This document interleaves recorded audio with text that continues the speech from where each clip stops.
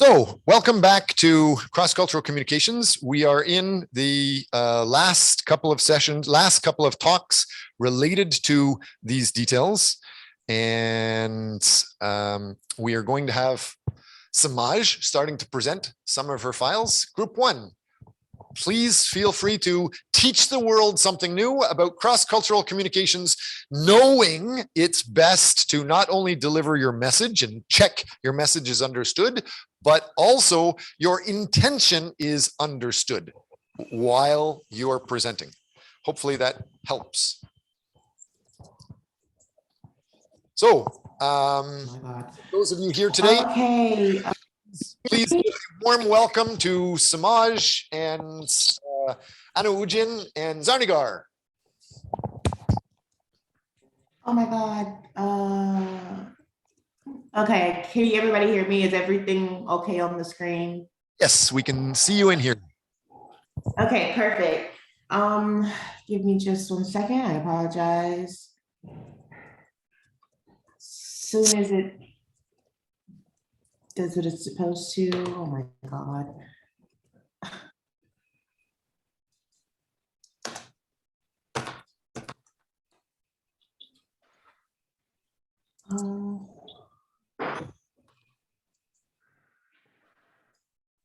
I'm sorry, I'm having some connection issues at the moment. If we can go to the second group, and as soon as okay, never mind, I lied. I fixed it. Maybe not. Okay, yes, can we go on to the second group and then I'll fix this as soon as possible? Would you like me to show your slides? Yes, that might actually have to be what happens because I'm having some connection problems and it's not trying to let me do it. Okay, so I believe you want to show this, right? Yes, yes, that is it. Go ahead, group. Okay, thank you. So our topic for our presentation is the importance of cross-cultural communication, an important aspect in intercultural negotiations. Oh, Professor Watts, I think there's something wrong with the format again. I can see it clearly on my screen. I think, no, because some of the lettering on the presentation that you're showing is very small and I have no idea what's going on right now. Can we just move on to the next person and then I'll go right after them because I really need to get this figured out, sorry. This is just how you guys have created things. It's fine on the screen. Go ahead and start. Okay, so. Next slide.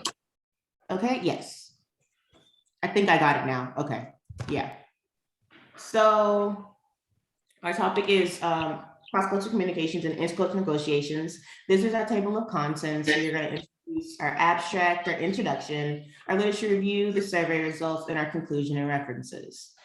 Okay, so our abstract, the purpose of our research is to identify the importance of cross-cultural communications and how to understand and correctly practice it using intercultural negotiations. And then one of the methods that we used to figure this out was quantitative method or the survey. And throughout our survey, we found a few interesting things like the importance of researching other cultures, things to keep in mind during intercultural negotiations, and challenges in the global marketplace.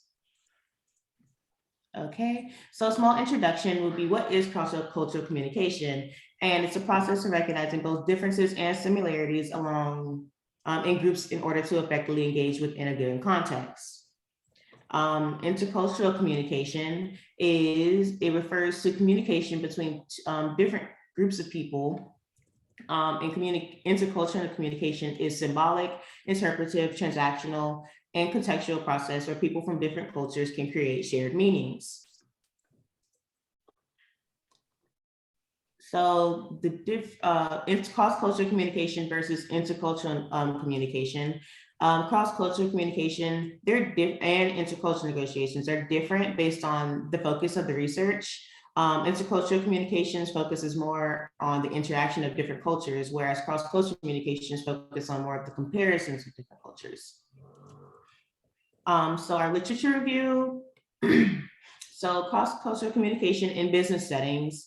For this, we found articles that said it recognizes differences among backgrounds, ethnicities, and nations, and how important it is to bridge them together.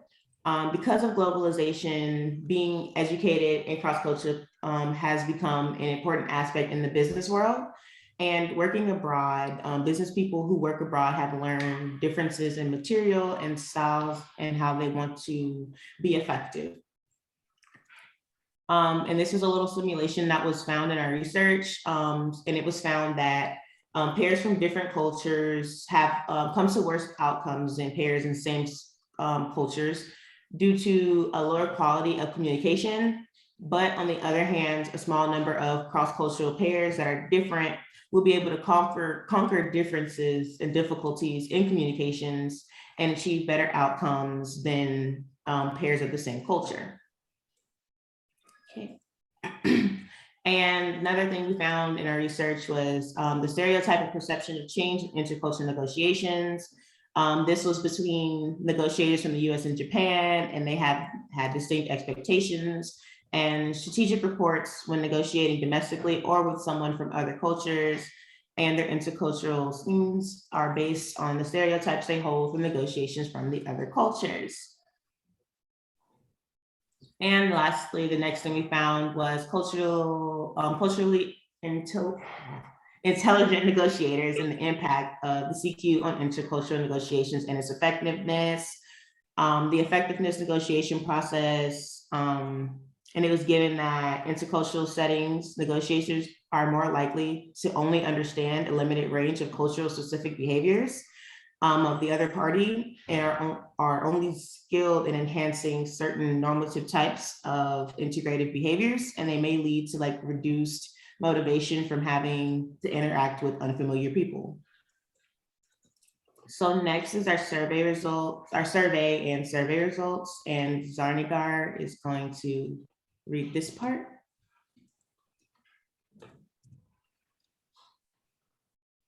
Zarnigar, are you here? Okay, no, so I'll just continue. So these are our survey questions and results that we have.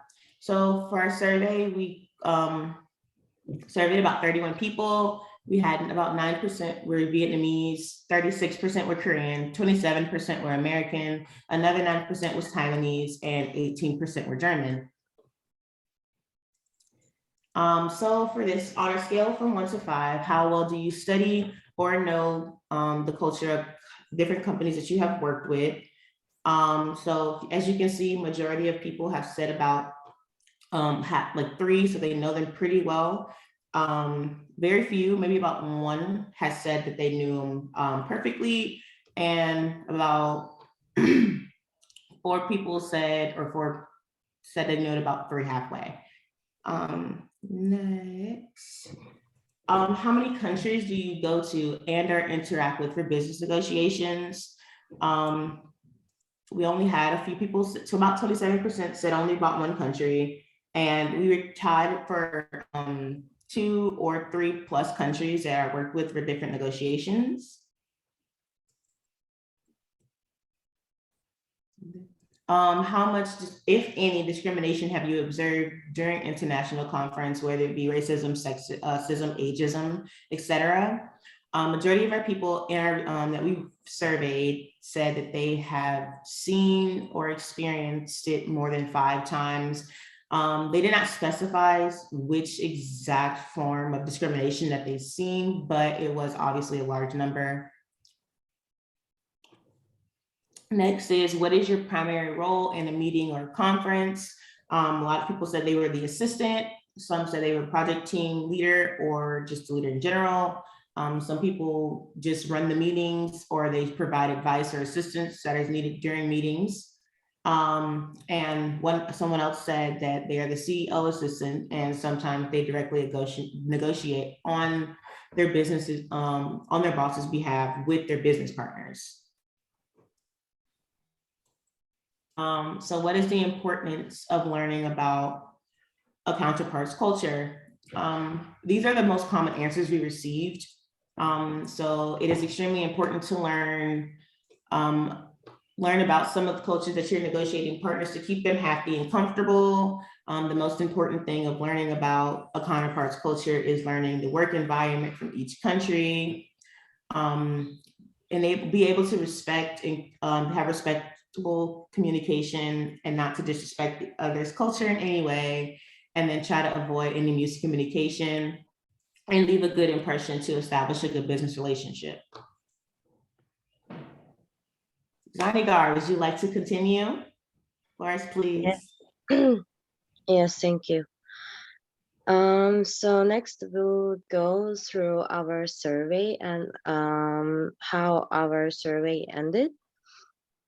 So as you can see, our first question was, what would you consider to be the biggest bargaining strengths for a country? And you can see vast majority of people chose strong currency, high inflation, and large. And then a small people, I mean, not many numbers of people chose large markets, political stability, and low, and that was 40%. Can we go to the next slide, please?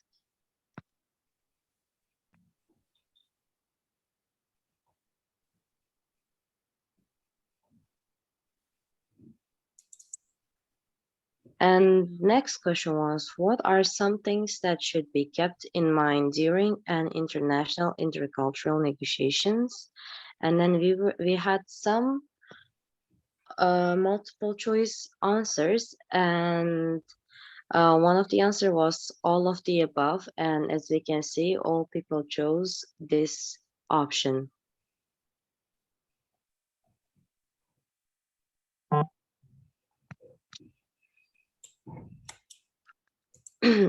And next question was, what advice would you give to someone who is interested in a career in intercultural negotiations but has no experience in the field? And we picked up, there were a lot of answers, so we picked up only 4. One of them is, negotiation is all about how to achieve mutual benefits, but before thinking about how to get to this point, first you need to learn and adapt to the culture that you're going to avoid being rude or blunt unintentionally. Being knowledgeable about different cultures and languages give you an advantage in making good impression and makes it easier to have successful deal. And the next one is, travel around the country that she is going to negotiate for. Experience a career that you would like to work with. And the next one is, learn about culture, be open and welcoming instead of judgmental. Take some cultural classes to fully understand cultural differences and how to interact and work with other cultures and backgrounds. And the last one is, study and inform yourself about different cultures. Can we go to the next slide, please?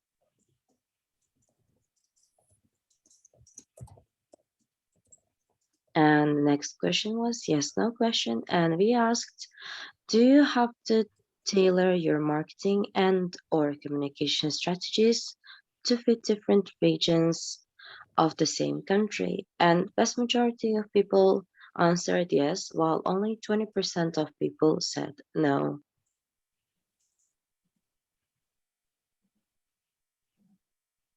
So much. Can you go to the next slide? Thank you. So this is my turn. Yeah, go ahead. Okay, I'm Anuj, and next question is, do you feel that the region where the company's head office is based in the have more or better marketing and communication support than other growing regions? And 40% answered maybe, and also 40% answered yes, and 20% answered no. Next slide.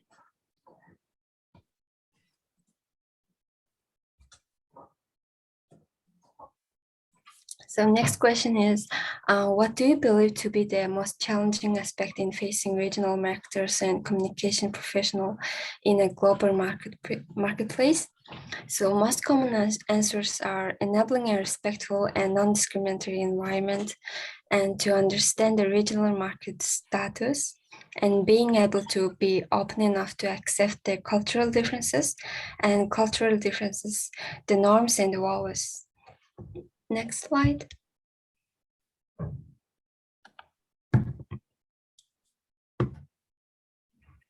So next question is, do you believe that cultural differences are often stereotyped in marketing companies and communications material as opposite to their reflecting real life?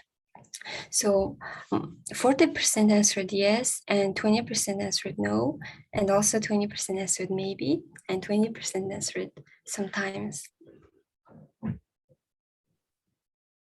Next slide.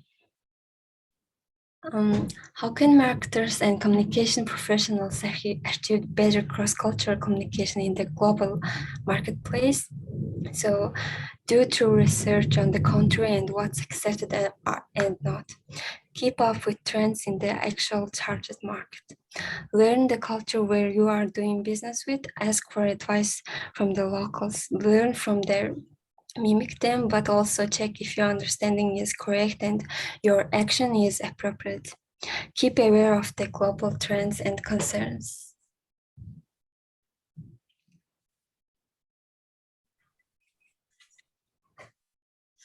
So the conclusion is, firstly, it's important and beneficial to research and learn about other cultures to avoid offending anyone and to also make good impressions. And secondly, staying up to date with global trends and news will also help in negotiations and can help provide topics to talk about or topics to avoid. So being knowledgeable about different cultures and languages give you an advantage in making a good impression and makes it easier to have a successful deal. Next slide. And how can marketers,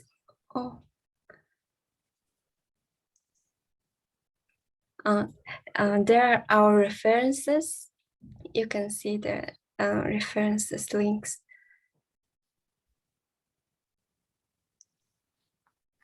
I take it that means you're finished.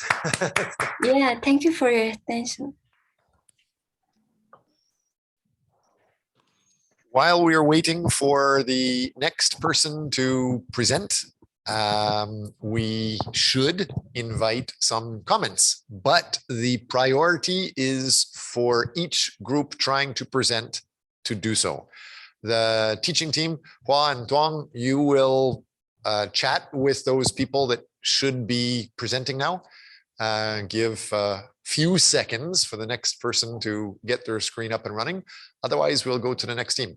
With that said, any comments? Again, that first team, Zarnigar, Anu Ujin, and Samaj, it would be great if you could get some feedback from people to check your intention is understood. Okay, let me see who I can ask. Is anyone at the moment willing to give feedback? If not, I can just call on someone. Professor Watts, is that your hand going up? Yes, please say something. Great. Obviously, when you're promoting the class, I have to say it's great.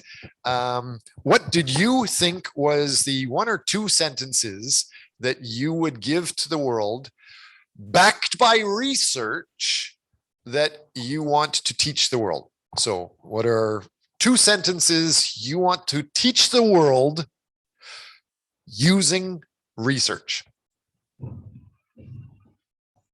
So I would say like cross-cultural communication is actually a more important aspect than a lot of people tend to think, because of the fact that it allows you to be able to understand people and have people understand you in a more in a different way, I guess, when it comes to communicating with one another. I feel like that was like my main thing about it.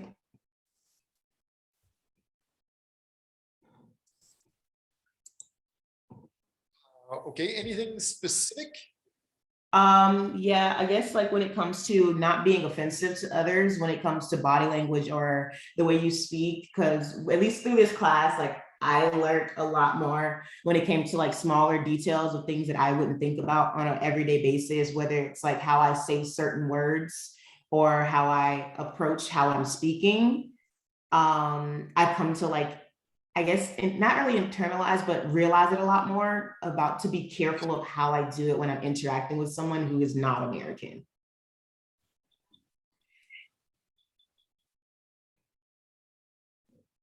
Ulubek, are you here? Can you start sharing your Yes, screen? hello. We're waiting for Samaj to answer. Yes, if there is no any other questions and comments, can I share my screen? Yeah, you can share anytime. Waiting for you. Yes. Thank you. Can you see my screen? Yes, we can. Thank you. Thank you too. Good afternoon, everyone. Today we want to present our final presentation in cross-cultural communication class. Our topic is consumer wearables and personal health medical device in difference between US and Europe. Our group members are Ali Akbar and me, Ulubek Manonov. This is our table of contents. First, we will start with our abstract and then introduction, literature review, research methods, survey results, findings, and conclusion. Why should we explore personal medical device, PMDs? Fueled by the growth of so-called lifestyle conditions, shifts to personalized and patent-led medicine, and the increasing sophistication and miniaturization of devices themselves, PMDs have become increasingly significant in clinical areas, for example, in the collection of data, the diagnosis and prevention of disease, and non-clinical areas, for example, personal healthcare attitudes, workout, heartbeat, step counting monitor. This research presents some of the intersections and new relationships, possibilities, and constructions of health that the use and develop of the technologies in different parts of the world. Our keywords are artificial intelligence, hospitalization, personal medical device, and big data. As we learned our class, the big data is unpredictable important, and there are a lot of advantages of big data.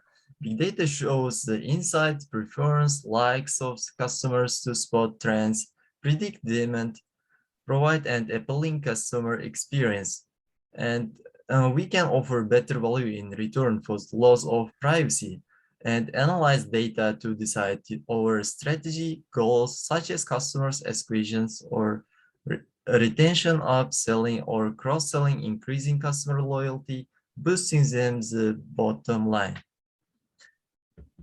And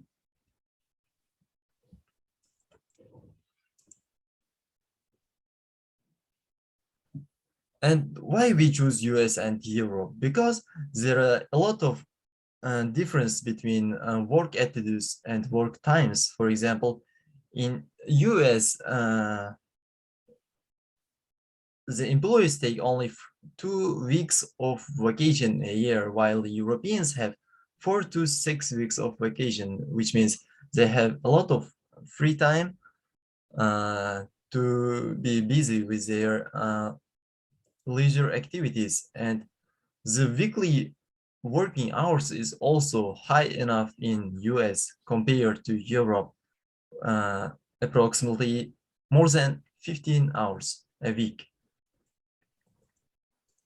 So it means that they need, the US persons have much more needs for their health care. This is our introduction. Due to the expanding use case on smartwatches, devices have adopted some new technologies and features that support AI and machine learning workloads. Smartwatches are making use of the range of sensors to collect health and medical data from users, such as EKG, electrodermal, oxygen, pressure, vibration, and movement. Moreover, audio sensors are being used to provide intelligent personal assistance through keywords, spotting, and speech-to-text conversation.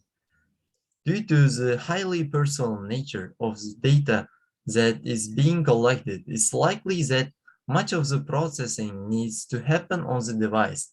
This means more ML processing power on smartwatches.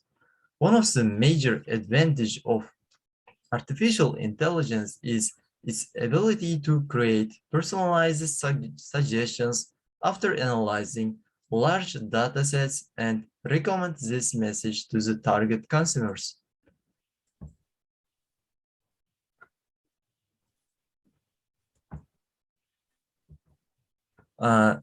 Here is some of the examples of personal health medical device. They are, for example, therapeutic device, smartwatches, fitness trackers, blood pressure monitors, EKG monitors, and insulin pumps. Here is our literature review. Our first article was Professionals' Response to the Introduction of AI Innovations in Radiology and Their Implications for Future Adoption, a qualitative study, which is published in 2021 in BMC Health Services Research magazine. And this paper was about the paper aims to explore the knowledge, awareness, and attitudes towards AI amongst professional groups in radiology, and to analyze the implication for the future adoption of these technologies into practice. Our second article was Service Robots in the Healthcare Sector, which is published in Robotics in 2021. This paper presents a review of various types of robotics technologies and their use in the healthcare sector. These are Scopus articles, which is more reliable, the most reliable source in the world.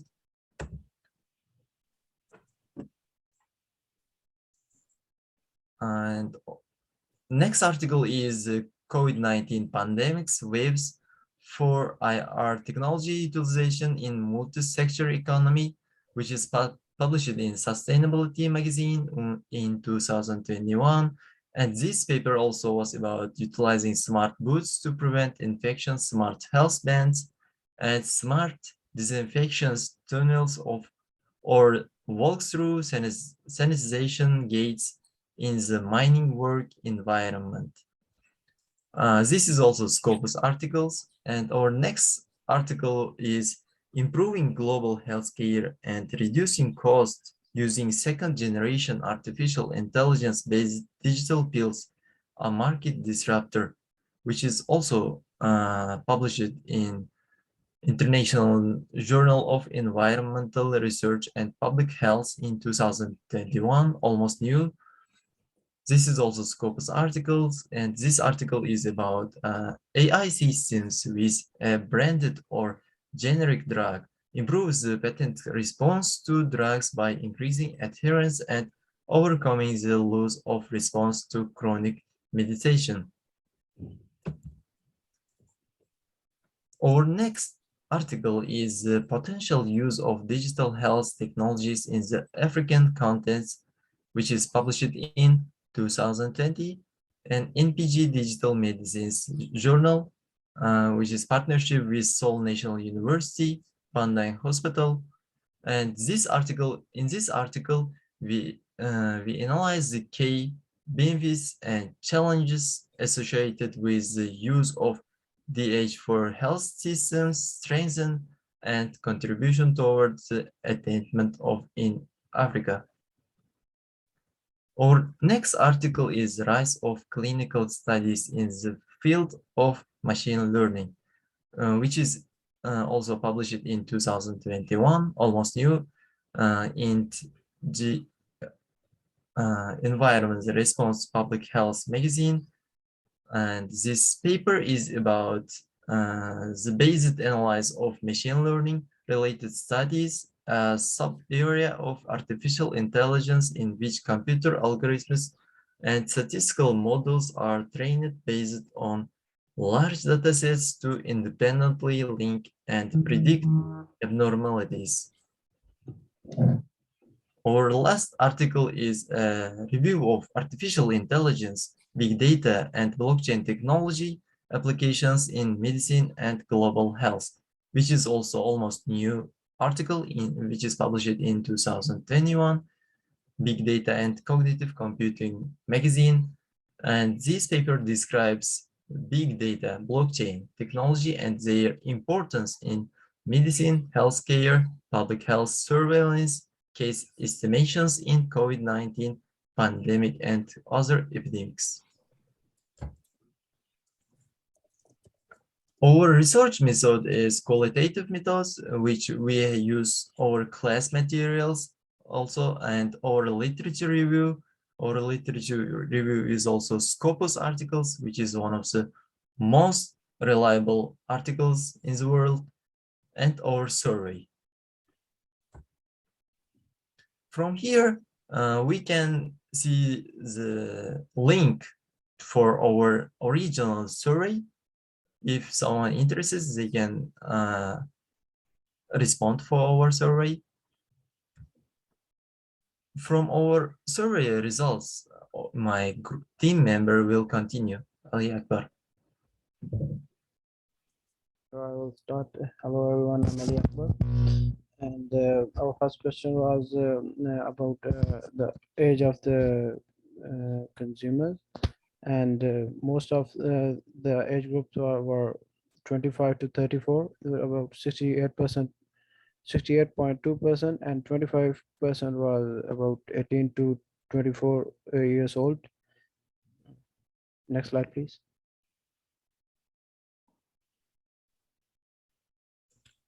And the second question was about the gender.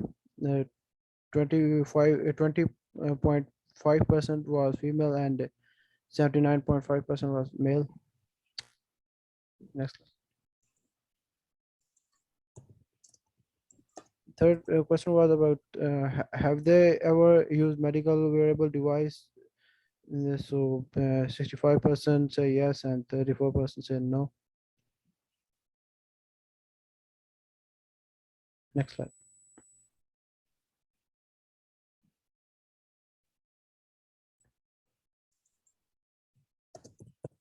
And here we asked that which wearable and personal health and medical devices they have used.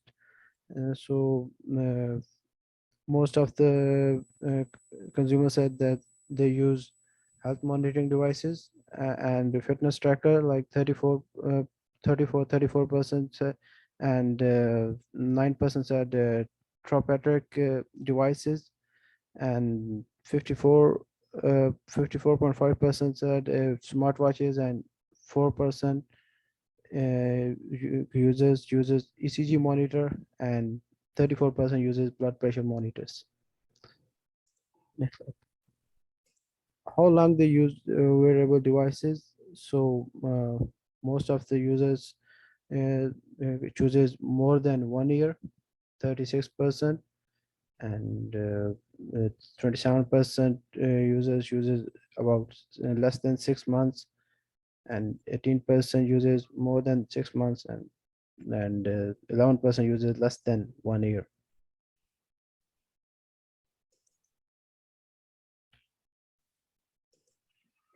And here we ask that which brand they prefer most. So most of the user uses Apple watches, 52%, and secondly the most used brands are Samsung, 40.9%, and then the other Fitbit and Amazon, etc. And which they would like to monitor most, and most of the user uses blood pressure monitor, about 43%, then heart rate tracking, about 50 most of the user uses heart rate tracking, 56%, then blood pressure monitor, 43%, then step counting, 38%, and blood sugar, 11%. How much they satisfied with the monitoring of heart rate tracking and step counting functions? So 43% chooses they are satisfied, and 31% chooses they are satisfied or whether or satisfied or not satisfied. So and 20% chooses they are fully satisfied, and 4.5% chooses they are not satisfied. And here we ask how much they trust the accuracy of the data provided by the wearable devices, and 40% chooses fully satisfied, 40% chooses satisfied, 18% chooses fully satisfied, and 36% chooses they are satisfied or not satisfied. So and 4% chooses they are not satisfied. And here we ask that what had they like most in their devices. So the 43% chooses the comfort, 38% chooses the checking of the progress of data, and 31% chooses the ease of the use, and 18% chooses the accuracy, and the 11 only 11% chooses only the brand images. Here we ask that what they dislike most in their devices. So the most of the users chooses hassle to continually recharge, about 38%. 22% chooses the uncomfortable to wear. 13% they disagree about the accurate, they are not accurate enough. And the 13% chooses the no any good impact on their health, and 22% chooses the others problem. So the 40% chooses and they discontinued, and the 59% chooses they are still using the wearable devices. And what they dislike most in their devices and why they discontinue. So I think this slide is already good. Yeah, here are the findings. Wearable devices help the healthcare provider to deliver the right treatment and take necessary preventive measures to optimize the outcome. These devices for healthcare are equally useful for the patients and health practitioner. Wearable devices were associated with improved health perception, self-care, and longer workout duration, which in turn help reduce psychological distress, better mental health care. And third one, the adoption of digital wearables is increasing due to their growing potential to augment psychological health. It is critical that these technologies are designed to address the needs of user from diverse background, like race, education level, and different ages. Here are some suggestions and conclusion of the presentation. While some of the traditional values are equally established, globalization has led to influx of Western ideas influencing the younger generation. Among those surveyed, 61.5% of the wearable buyers purchased the devices to monitor general health and track heart rate to manage current health conditions or prevent future health issues. In addition, 76.9% of the wearable owners believe that their devices have increased awareness and positively impacted their health and activity. Many users found heart rate monitoring and step counting most useful, but they would like to move beyond the current wearable capabilities and utilizes additional health metrics like blood pressure monitoring and blood sugar monitoring. So here are some findings and suggestion and conclusion about the different users of the different cultures in the wearable devices. Yeah. Next, here are our references. Thank you very much for your attention. Thank you very much. That's it. Anyone have any question while you prepare for Q&A? We will get the next team ready, which is Rosie, Kim Min Jong, and Tobias. Ulrich, can you stop sharing your screen? And Rosie can start sharing. Any questions or I comments? will share my screen, not Rosie, just saying. Okay. Can you do that now? Yes, okay. Lisa, did you have any comments for this presentation that just finished? Going once, twice. Yeah, I Anyone think have some suggestion? but it seems to be really detailed and they have a lot of references, so it's you know, credible. Can we get the people that are going to be providing some comments to type your comments in the chats? And if we have time at the end of the class, we can actually talk about them. But the hosts that presented and the classmates can still text back and forth in the Zoom chat and in your Facebook area where you have your presentation at the same time. So multitasking, great. With that said, since we're short on time, Kim Min Jong and Rosie and Tobias, please take the floor. Thank you very much. All right, thank you so much. Good afternoon, everyone. As we have a very packed schedule today, we'll just jump right into our presentation. My name is Rosie, and I'll be presenting with my fellow team members, Min Jong and Tobias. We will be presenting our research on the changing nature and relationship of employee loyalty and satisfaction in the United Kingdom and South Korea. If anybody has any questions, feel more than free to write them in the chat or send us an email. The emails can be seen in the first slide. We hypothesized that the concept of employee loyalty has shifted from purely salary-based to having a marked focus on non-financial benefits, and people are no longer as loyal to their companies.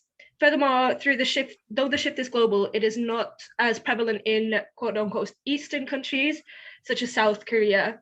We undertook a survey to test our hypotheses and found that in many ways, our findings aligned with our hypotheses. Here you can see contents of the presentation. I will be briefly introducing the concept of employee loyalty, then Min Jong will shortly discuss a few of our primary background literature, and finally Tobias will go a little deeper into our survey and the results. Now, employee loyalty is seen by many as an old-fashioned concept, and one that no longer fits the current employment sector. Loyalty is no longer equated simply with the company paying the employees and has evolved to focus more on employee satisfaction and the employer-employee relationship. Employees are now more than ever loyal to their jobs as opposed to the company. Culture has a drastic impact on the workplace culture of companies. Different cultures have vastly varying priorities, manners, and societal expectations, which all largely affect the workplace and employee loyalty. This is especially prevalent when comparing quote-unquote Western and Eastern countries such as South Korea and the UK. Cultural differences play a significant role in all aspects of business, such as success of businesses breaking into a new market. The COVID-19 pandemic, however, has brought forth a unique opportunity for both employees and employers, as working remotely, among other new regulations, have been enforced. As a result, the COVID-19 pandemic has put further importance on the way companies treat their employees regarding health and benefits. Research has found strong correlations between the way in which a company has dealt with the pandemic and employee retention. This further supports the changes happening in employee priorities and as employees look further into a company than just the salary. Now on to Min Jong and the literature review. Hello, this is Min Jong Kim, and I will show you about 3 articles, prior literatures, and as you can see, I will explain more detailed about first one and second one. So next slide, please. Yeah, it is about the benevolent cycle in which loyal employees budget loyal customers budget greater profits has been laid out convincingly by such luminaries as Frederick Reinhardt, But can managers engaged in global business assume that the phenomenon seen in the United States applies in the rest of the world? And if so, what creates individual employee loyalty across the great diversity encountered in varied national labor market? So can we ever hope to make all our employees, whatever their nationalities, feel well treated and therefore loyal? So more than 9,700 full and part-time employees representing business, nonprofit, and government organizations in 32 countries and regions as varied as the United States, Bolivia, Finland, and Hong Kong participate in the survey. And the conclusion is that the cultural differences that we observe in cuisine, clothing, and sport as we travel around the globe should not be confused with differences in workforce issues. The study confirms the useful cliche that people are people wherever they live, and that most people care deeply about the same few things, like in the workplace, people everywhere ask, am I fairly compensated for my work? Am I well suited for my work? Does my employer trust me to do the work? So the study emphasized ethics because of its high impact on employee loyalty. Of the employees who felt that they were working for an ethical company, 55% were truly loyal, and only 9% of those who questioned their employer's ethics were truly loyal. Next slide, please. And the second one is more intuitive, examining 3 dimensions of culture relating to work and company life: groupism and collectivism, familism and paternalism, paternalism, and vertical cohesion. So the Japanese and American employees to differ in the conventionally expected ways. Japanese employees are less likely to leave their companies if they value corporate familism, they prefer working in groups, and they feel they can confide in their supervisors about personal matters. The one parallel between the Japanese and the American is that both are more loyal when they feel comfortable confiding in their supervisors. Furthermore, the cultural effects in Japan are much more likely than in the US to operate at the organizational level.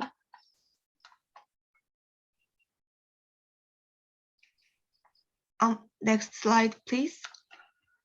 So the last one is more about work engagement in Europe. European employees' well-being depends on the individual well-being, such as the avoidance of uncertainty is important, and they value power distance. And individualism is the strongest factor for the personal well-being, which is the opposite of the second literature. The Japanese employees are more comfortable in the familism-based workforce atmosphere. Here, that's it. Here is the end of the literature review, and I will deliver my mic to the Tobias. So I hope everybody can see me. I have some connection problems in the lounge, so now I'm sitting in a cafe. Very sorry for that, but I hope that's fine. So like we said, the survey part, so we primarily focused on the UK and South Korea. We interviewed people from the UK and from South Korea, like as you will see in the next slide. And now okay. So basically, we focused our questions on like general questions. We had like basically more or less 2 parts of the survey. General questions. The whole survey was anonymous, that I should point out, and most of the questions had a scale from 1 to 10. And all of these questions were regarding either non-financial benefits or the personal well-being, or what would make employees switch the workplace, or why they would actually consider changing the employer.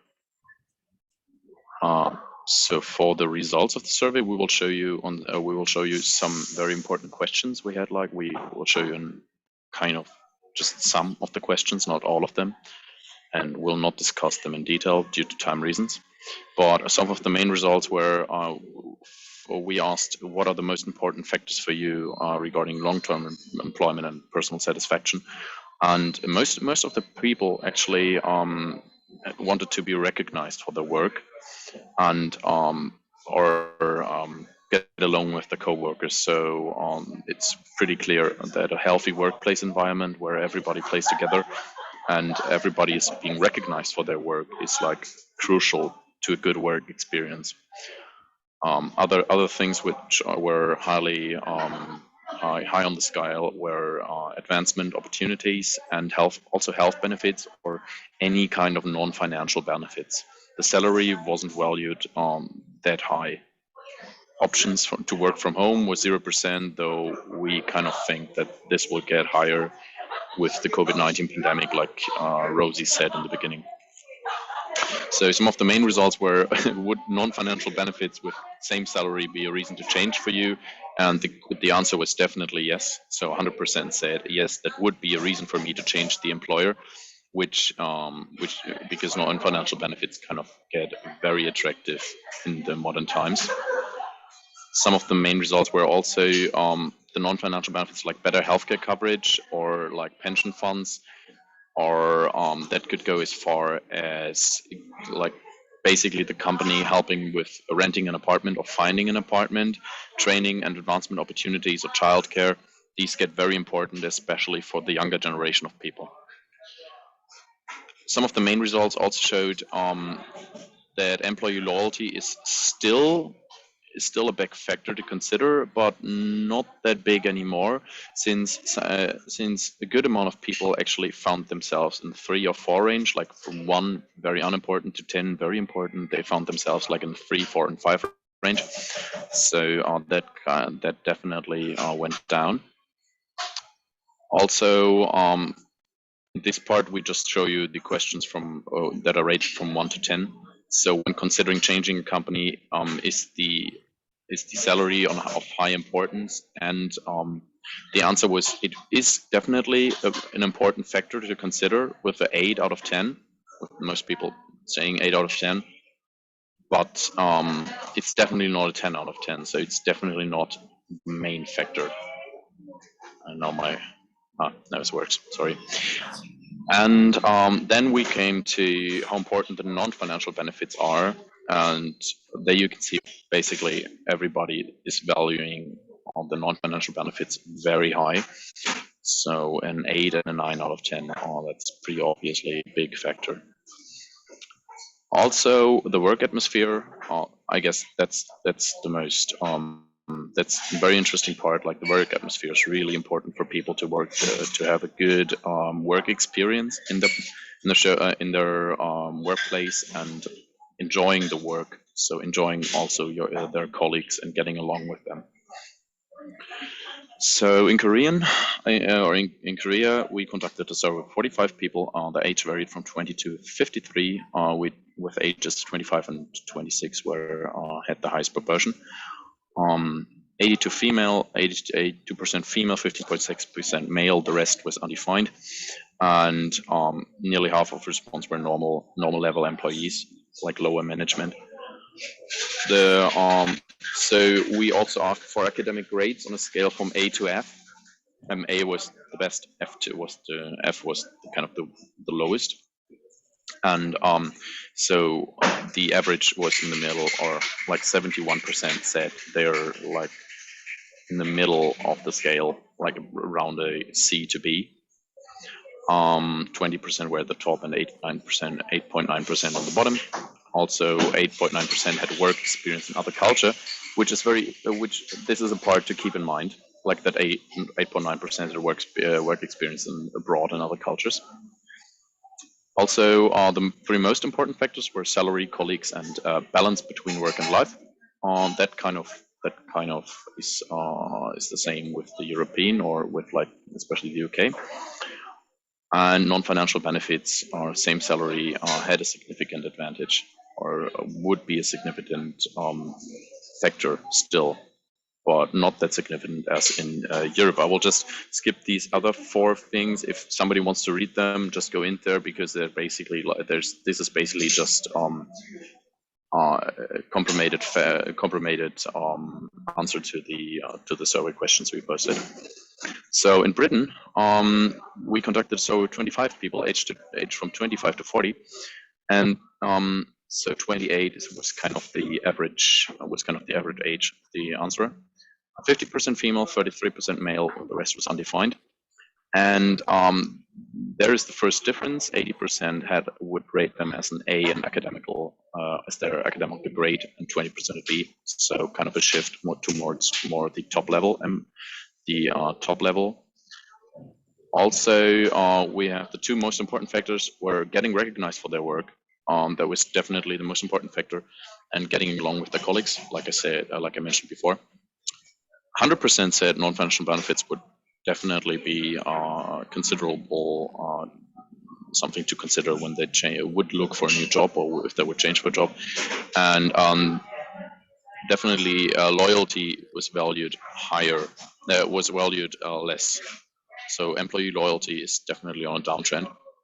And that, like what I mentioned before, all surveyed people, like 100% of them had work experience abroad. Remember, in Korea it was 8.9%. So yeah, that's that kind of sums it up for Britain as well. And now we come to the conclusion, I think, with Rosie. Yeah, thank you so much. Just to shortly conclude, our research and survey backed up the hypotheses we had in the beginning. However, that as the survey pool was limited to 2 countries, further research should be conducted for a more accurate result. Employee loyalty is definitely shifting from focusing solely on salary to employees increasingly looking into further benefits, such as healthcare and training and promotional options. Much like in the background survey or background literature, our survey results found that while the idea of employee loyalty is shifting in Korea, it is still more focused on salary than the UK. Nonetheless, some Korean respondents did agree that non-financial benefits play a factor in company choice and loyalty, naming welfare and work-life balance as important factors.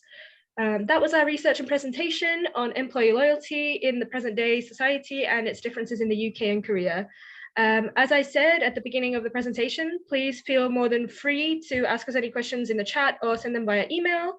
Here you can see our references, and thank you so much for your attention. Thank you very much. Again, since we have limited time today, can we get the next group presenting while we have some comments? Would you guys like to get some comments from the class before we move on? Tobias. I'd like to remind Daniel, Melissa, and Diamond. Yes, please sharing your start sharing your screen. Thank you. Hello everyone, we're group number 2 and our topic is how gender pay gap affects on companies' performance in Korea. Daniel, Lisa, and Damien, our group members. An abstract. This study aims to empirically check whether the wage gap according to gender within the company negatively affect the company. More specifically, how the wage gap according to the gender affects the CL and healthcare companies, and the reason behind that, how does it relate to the performance for both male and female? The method we were used was quantitative method, which is a survey, and the findings are following. Social perception and difference in workload is a main reason for gender pay gap. Workload and intensity is a main factor for contributing the gender pay gap. And consequences is lowering the motivation toward the work and the resolution, fair management to working hours. There is 3 reasons why topic is important. Firstly, if equality in pay for men and women improves the performance of enterprises, then it will go a long way towards further narrowing the gender pay gap. Second, there has been a lot of focus on measuring the gender pay gap and little attention on the impact it has on companies. And the third is we should pay more attention to the social problem of gender pay gap. And next is our literature review. Damien will continue. Yes, and this part is the research result that we found about a topic through some Scopus articles, and there is the hourly gender wage gap of 60 to 19% worldwide, and the condition is also serious in Korea. Kim and Park think women are receiving lower wage compensation than their productivity levels. And next slide, please. And this page shows that the gender wage gap in Korea exists regardless of education level or industry. We found 3 researches that focus on it, and the results show that even the PhD holder also suffer from gender wage inequality. And next slide, please. And this page shows that the proportion of female executives is high, or the wage or promotion gap is more in companies led by female leaders. And this research results that shown in this page tell that companies with a high proportion of female executives had higher relative wages for female workers than those that did not. And next slide, please. And this page tells that gender pay gap are larger in regions where more people have discrimination social attitude toward gender equality. And these 2 researches show that discriminatory social attitude can influence the gender pay gap. And next slide, please. And then let's go to the method part. We adopt the method of quantitative research and uses questionnaire survey method as shown in the picture on the right. We prepare the questionnaire in both Korean and English. And the next part, Melissa will talk about the detail of the survey. Melissa? Here is thank you. Here is our survey question. Due to time, we will not discuss each of them, but we will pick main results. Please, next slide. Our target was SL Corporation in Daegu and digital healthcare company. Next, please. The survey was conducted among male and female employees with a certain degree of education background.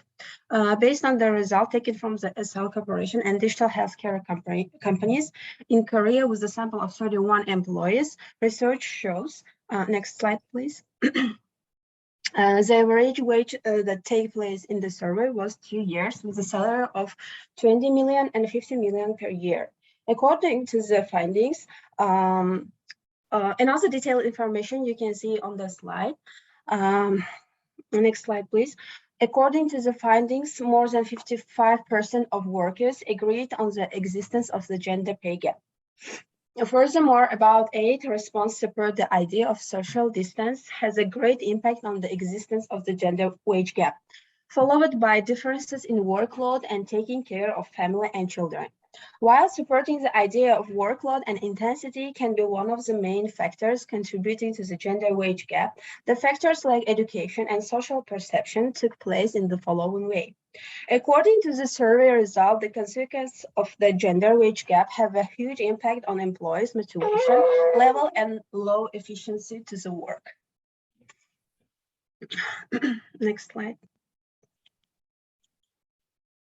So at first, we assumed that the performance of companies would increase as the wage gap between men and women decrease. Companies can have a positive impact on companies by building human diversity of members. Equal wage makes women to enjoy advantages such as securing female manpower as human resource, building diversity, increasing responsiveness, and etc. And we found that not all employees feel there is a gender wage gap, even if OECD shows Korea is the highest country where have highest gender pay gap, that 45% believe they are paid equally. And people say there might be gender pay gap because of social perception, such as women always got paid less than men, different expectations between men and women may not be a good leader, and low empowerment of women, according to the survey. Or because there is different workload, which makes wage gap, that men work more, women work less, because men work overtime when women should take care of their family after the work time. And expected solutions from respondents are improved transparency, that wage must be open to the public, that can be shown to everybody. And second one was phrasing overtime working, change people's stereotype or mindset, especially perceptions of women used to receive lower since past. So it must be continued. Those stereotypes must be changed. And last one was raise minimum wage. And the fifth one was so how they adapt and how they feel about the wage gap, that it actually loses their motivation to work. It makes discord among employees, and of course low efficiency. And sometimes they have to bear with it because it is hard to move another department and learn and start from the new thing. So that companies can have a positive impact on companies by building human diversity of members. In particular, as the proportion of female executives increases, they can enjoy advantages such as securing female manpower as human resource, building diversity, increasing responsiveness to external environmental factors, and smooth communication due to women's unique horizontal flexibility. And there's one thing that we want to tell the world, that regardless of the gender, you must work under the same wage incentive to actually enjoy the advantages of securing gender diversity and to to have equal wage gap. And this is our references. We have like 14 Scopus articles that we found. And this is the end of our presentation. Thank you so much. Presentation. Very good. As we have just a few minutes left, is there another group presentation? Did I see Yasser? Yes, sir. Yes. Did Can you? I share my screen? Yes, go ahead. Those that have already presented, please encourage people to give you some comments. If you can share that with us, that would be great. Go ahead, Yasser. You can see my screen, right? Yes, and we can hear you. Go ahead. Okay. So hello everyone. So today I'm gonna present you this topic. It's called "Do communities with English learn faster or learn more than communities with less global adoption and information exchange possibilities?" And my subtopic is, "Do students at Keimyung University learn and get information faster in English or in their native language?"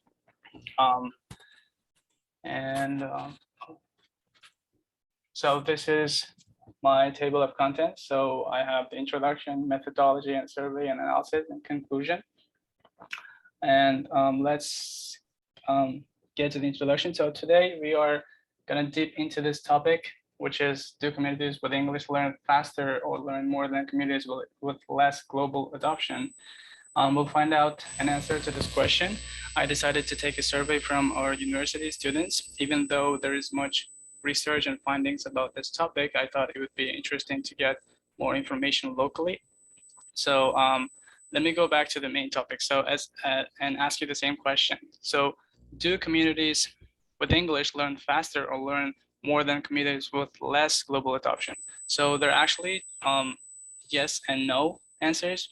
Yes, because communities with English have earlier access that makes it faster than other communities, and also it is their native language, so they can learn and observe things easily. And other reason is that the English is the language of the internet. And the reason for no is that other communities have enough available resources, as well as the communities with English. And there are also other major languages besides English. For example, Russian, Chinese, and Indian that work as a universal language in different parts of the globe. But with today's developed technology, learning involves internet, right? Searching things online and doing research and studies online. As I mentioned earlier in the beginning, my subtopic is, do students at Keimyung University learn and get information faster in English or in their native language? So the following slides will cover findings only about the students at Keimyung University. But before we get into the details, I want to talk but before we get into the details, I want to talk about the I want to talk about the sources of information that most people use. For example, these two platforms that you see here, I'm pretty sure you visit these two websites pretty often, if not every day. One is Google and one is Naver, the Korean version of Google. I guess everyone does research and learn things on this platform on and off the campus. Okay, so let's now get back to the main part. So today, what I'm going to show you is the survey results that I have done with some Korean and international students at Kim Il University to find out which language is commonly used among them and which language they prefer to help their school life. So let's take a look at the methodology first. So I have done some research to study a little bit more about the main topic using Scopus and other online findings, and I surveyed students. So let's take a look at the survey structure. So as you can see right here, my target was gaming students, and I was going to take a survey from maximum 50 people. And the form of the survey was conducted in Google Forms, and it has 15 questions. And as you can see, these are the nationalities of the students that I took survey from. So as you can see, we have 12. These are, by the way, the numbers are like not percentage. They are the like numbers of people. For example, as you can see right here, 12 of the people that I took survey from were Koreans, and we have Uzbek, Russian, German, French, Chinese, Vietnamese, and Indonesian, Japanese, and Kyrgyzstan, and American students among these people. And so about the gender, so 25 of them were female and 18 of them were male students. And these are the answers that I've got from them. So they 70% of them use Google to search and do their research on the internet, and almost 26% of them use Naver, and others they use other resources to search things online. And as you can see on the right side, 18% of those people, they use English to search things online, and same amount goes to Korean language. So that actually 18 actually goes like number of people, not the percentage. I'm sorry. So 18 people, they said they prefer using English to search things online, and do research online.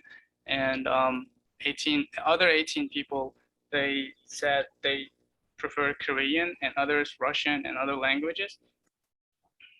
And so the summary, as you can see, the Korean and English were equally the same. So as you can see, 18 people chose English, and other 18 people chose Korean. But we should consider these facts on the right side. So almost 50% of surveyed students are majored in Korean majors. So, and there were students who chose other languages such as Russian, Vietnamese, and French, but Korean and English were the main languages that majority people chose. And the survey was taken in a Korean university. So we have to consider these factors. And so the reasons why students prefer doing research in English, the answers I've got were the following. So they said there are millions of online sources available in English, and they learn faster and easier. It's the language of the internet, and it continues to change, and there are new available sources every day. And all the academic articles that they use and researchers are mostly in English. And as you can see on this slide, the reasons why students prefer doing research in Korean was it's their native language. I assume most Korean people that I took survey from, they chose Korean, and they answered this one. And they also said enough data available on the internet, and it's easy to understand.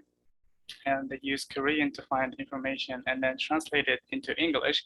And they don't know, oh, I'm sorry for the typo, they don't know English. And so these are the reasons why students do not prefer doing research in their native language. They also answered following things. So they said, in their native language, there are limited available resources and some sources that are not verified. For example, there might be sources that are biased and that might have some errors and distortions. Of course, this doesn't mean that every language or every source on the internet is has errors and distortion, but these are some answers that I got. And the next one, not many parts of the internet is not in their native language, and they just prefer using English. And so this is my conclusion. So English today remains the international language of business and diplomacy and science.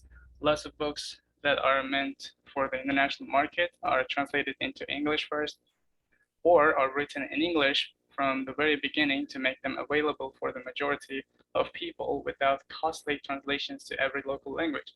Knowing English is indispensable for science. It allows people to study internationally or read scientific works right after they are published, using them when they are necessary in their own research, not when they are available in the local language.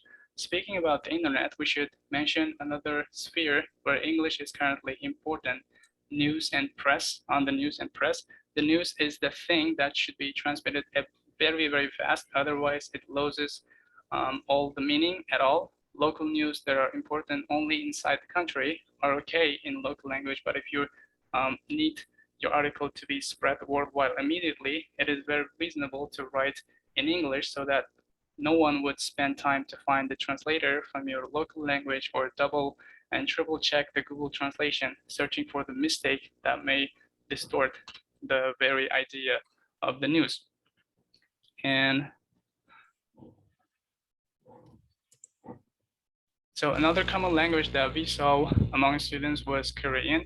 So I guess the reasons that most students chose Korean is that Korea has its own social brands. For example, Naver, as I mentioned earlier, you can search anything in Naver and find out things online in Korean, and they have almost everything that you need.